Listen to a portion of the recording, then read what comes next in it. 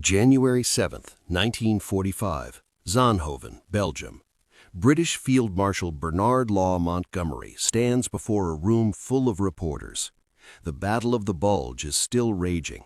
German forces launched a massive surprise attack through the Ardennes 3 weeks ago, striking American positions and creating chaos behind Allied lines. Montgomery is about to hold a press conference. According to contemporary accounts, he's in good spirits, confident, almost jovial. He's been given temporary command of American forces north of the German breakthrough. He believes he's handled the situation brilliantly. Now he's going to tell the press about it. What Montgomery says in the next hour will create the worst crisis in Anglo American relations of World War II. His words will infuriate American generals, create demands for his removal, and nearly split the Allied coalition. And in London, Prime Minister Winston Churchill will have to perform emergency damage control to save the alliance. This is the story of what Churchill said when Montgomery took credit for saving the Americans, how Montgomery's press conference nearly destroyed Allied unity, and how Churchill's intervention in Parliament prevented a catastrophic rupture between Britain and America. Let's go back to understand what happened in the Battle of the Bulge and how Montgomery ended up commanding American forces.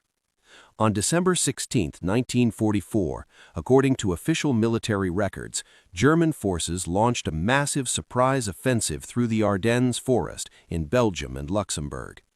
28 German divisions struck thinly held American positions, creating a huge bulge in the Allied lines.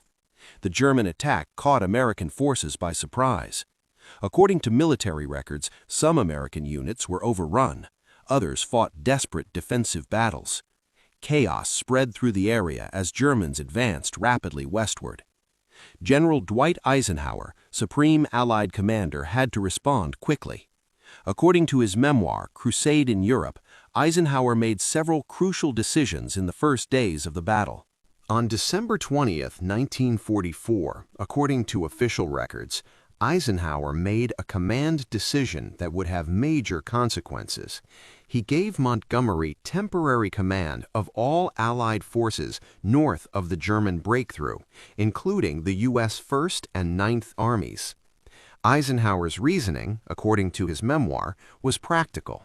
The German attack had split American forces. Communications between General Omar Bradley's headquarters in Luxembourg and the U.S. 1st Army in Belgium were difficult. Montgomery's 21st Army Group headquarters was closer to 1st Army and could coordinate more effectively. This was purely a tactical decision based on geography and communications. According to Eisenhower's account, it was temporary and didn't reflect any judgment about American versus British command competence. But Montgomery saw it differently. According to multiple accounts, Montgomery believed he'd been given command of American forces because British leadership was needed to fix an American failure. Over the following 2 weeks, according to military records, Allied forces contained the German offensive. American troops fought desperately at Bastogne and other key points. The weather cleared, allowing Allied air power to devastate German columns. By early January 1945, the German attack had been stopped and thrown back. Montgomery, commanding forces north of the Bulge, played a role in this defense. According to British military records, British Third Corps was positioned to block any German breakthrough northward. Montgomery coordinated defensive positions and reserve deployments. But the battle was fought primarily by American forces. According to official casualty records, approximately 80,000 American soldiers were killed, wounded, or captured in the Battle of the Bulge. British casualties were minimal, around 1,400. By January 7, 1945, the crisis had passed. German forces were retreating. The Bulge was being eliminated. Allied forces were returning to offensive operations. This was when Montgomery decided to hold his press conference. The press conference took place at Montgomery's headquarters in Zonhoven, Belgium, on January 7, 1945. According to multiple journalists present, Montgomery appeared relaxed and confident. The conference was recorded by stenographers and reported extensively in newspapers. We have detailed accounts of what Montgomery said from his own words. According to the official transcript and contemporary newspaper reports, Montgomery began by describing the battle situation. He explained how the German attack had created a dangerous situation and how he'd been given command of American forces north of the breakthrough. Then, according to these sources, Montgomery said, "As soon as I saw what was happening, I took certain steps myself to ensure that if the Germans got to the Meuse, they would certainly not get over that river." He continued, "I was thinking ahead. I was widening the area in which the enemy must deploy. Then I gave them battle." Montgomery's words suggested he had taken personal initiative to save the situation. According to the transcript, he described deploying British reserves and organizing defensive positions. Then Montgomery made statements that would cause the real damage. According to contemporary accounts, he said, "The battle has been most interesting. I think possibly one of the most interesting and tricky battles I have ever handled." He called it a battle he had handled, as if he had been the primary commander directing the fight. Montgomery continued, according to press reports, "The first thing I did was to get the battle area tidy, to clear up the mess. I regrouped the American and British forces and was then able to see what was happening." The phrase "tidy up the mess" implied that American forces had been in chaos and Montgomery had organized them. This was insulting to American commanders who had been fighting desperately against overwhelming odds. Montgomery then praised American soldiers, but in a way that made it worse. According to reports, he said, "The GIs make great fighting men, given the proper leadership." This implied American soldiers were fine, but their leadership had been lacking until Montgomery arrived to provide proper leadership. Montgomery concluded, according to press accounts, by saying, "I have great admiration for the American soldier. I salute the brave fighting men of America. I never want to fight alongside better soldiers." This praise might have helped, but it came after Montgomery had essentially claimed credit for saving an American battle through his superior leadership and organizational skills. The press conference was a public relations disaster. According to contemporary newspaper reports, British newspapers ran headlines like "Montgomery halts German offensive" and emphasized British leadership in the battle. American reactions were immediate and furious. According to multiple accounts, American generals were outraged when they read Montgomery's statements. General Omar Bradley, commanding the 12th Army Group, was particularly angry. According to his memoir, A Soldier's Story, Bradley considered Montgomery's statements a personal insult and a gross distortion of what had happened. Bradley later wrote, "I was so infuriated by Montgomery's arrogant claims that I telephoned Eisenhower. I told him if Montgomery was not immediately removed from command of American forces, I would resign." This was an extraordinary threat. Bradley was one of Eisenhower's most important commanders. His resignation would be a major crisis. General George Patton, according to his diary entry from January 8th, recorded his fury at Montgomery's statements. Patton wrote that Montgomery was trying to steal credit for an American battle and that British command had contributed nothing significant to the victory. American newspapers published angry responses. According to contemporary press coverage, American military correspondents and editorial writers condemned Montgomery's claims as inaccurate and insulting. The crisis quickly escalated beyond military circles. According to official records, the U.S. War Department in Washington received protests from Congress and from the American public. Politicians demanded that American forces be removed from British command immediately. Eisenhower faced an impossible situation. According to his memoir, he was caught between his British and American subordinates. If he publicly contradicted Montgomery, he would create a rift with Britain. If he remained silent, American commanders would revolt. In London, Prime Minister Winston Churchill learned of the crisis within days. According to various accounts, Churchill was informed that Montgomery's press conference had created serious damage to Anglo American relations. Churchill understood the danger immediately. According to his chief of staff, Alan Brooke's diary, Churchill was furious with Montgomery for creating this problem. Britain depended on American partnership to win the war. Montgomery's ego threatened that partnership. Churchill decided he had to intervene personally and publicly to repair the damage. On January 18, 1945, Churchill addressed the House of Commons. According to the official parliamentary record, Churchill gave a speech specifically addressing the Battle of the Bulge and Anglo American cooperation. The speech was calculated to repair the damage Montgomery had caused. Churchill knew he had to explicitly praise American forces and make clear that they, not Montgomery, had won the battle.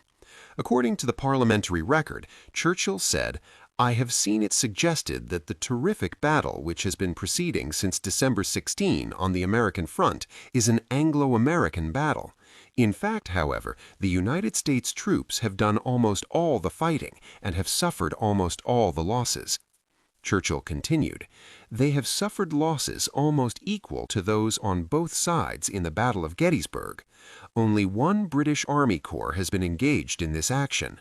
All the rest of the 30 or more divisions which have been fighting continuously for the last month are United States troops." These words, preserved in the official parliamentary record, directly contradicted the impression Montgomery's press conference had created. Churchill was making clear that this was an American battle, not a British one. Churchill went further. According to the record, he said, "The Americans have engaged 30 or 40 men for every one we have engaged, and they have lost 60 to 80 men for every one of ours." This was Churchill using specific numbers to emphasize the American contribution and minimize any British claim to credit. Then Churchill addressed Montgomery's role directly, but diplomatically. According to the record, he said, "Care must be taken in telling our proud tale not to claim for the British Army an undue share of what is undoubtedly the greatest American battle of the war, and will, I believe, be regarded as an ever-famous American victory." The phrase, "care must be taken," was a rebuke to Montgomery without naming him. Churchill was saying that British claims, like Montgomery's, had gone too far and needed to be corrected. Churchill continued by praising General Eisenhower specifically. According to the parliamentary record, he said, "I have been shocked to hear suggestions that the Supreme Commander, General Eisenhower, has been overruled by the British, or that his judgment has been questioned. General Eisenhower has conducted this battle with great skill and determination." This was crucial. Churchill was publicly endorsing Eisenhower and rejecting any suggestion that British commanders knew better than the American Supreme Commander. Churchill concluded this section of his speech by saying, according to the record, "Let no one lend himself to the chatter of mischief-makers when issues of this momentous consequence are being successfully decided by sword. I have complete confidence in General Eisenhower." The speech was reported extensively in British and American newspapers. According to contemporary press coverage, American reactions were positive. Churchill's words helped calm the crisis. But the damage from Montgomery's press conference wasn't completely repaired. According to multiple accounts, American generals never fully trusted Montgomery again after this incident. General Bradley, according to his memoir, wrote, "Montgomery's Belgian press conference had convinced me that he was not only personally arrogant, but also a menace to Allied unity." General Patton wrote in his diary on January 19th after Churchill's speech, "Churchill tried to fix what Monty broke, but we won't forget." Even Eisenhower, who tried to maintain good relations with Montgomery, was frustrated.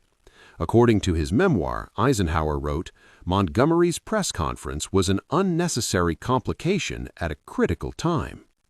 Field Marshal Alan Brooke, Montgomery's superior and supporter, was also critical. According to Brooke's diary entry from January 10, 1945, Brooke wrote, "Monty's press conference was a mistake. He should never have claimed so much credit." And what about Montgomery himself? According to his memoirs published in 1958, Montgomery maintained that his press conference had been misunderstood. He wrote that he had meant to praise American soldiers and that the controversy was blown out of proportion by sensitive Americans. This showed Montgomery never fully understood the damage he'd caused or why his words were so offensive. Churchill's intervention in Parliament on January 18, 1945, was necessary emergency damage control. According to historical analysis, without Churchill's speech explicitly crediting American forces and praising Eisenhower, the alliance might have suffered permanent damage. Churchill understood what Montgomery apparently did not, that the relationship between Britain and America was based on mutual respect, and that British claims to superior leadership over American forces would poison that relationship. What Churchill said when Montgomery took credit for saving the Americans is preserved word for word in the parliamentary record. Care must be taken in telling our proud tale not to claim for the British Army an undue share of what is undoubtedly the greatest American battle of the war, and will, I believe, be regarded as an ever-famous American victory. These words were a direct rebuke to Montgomery's claims, a recognition of American sacrifice, and an attempt to repair damaged Anglo American relations.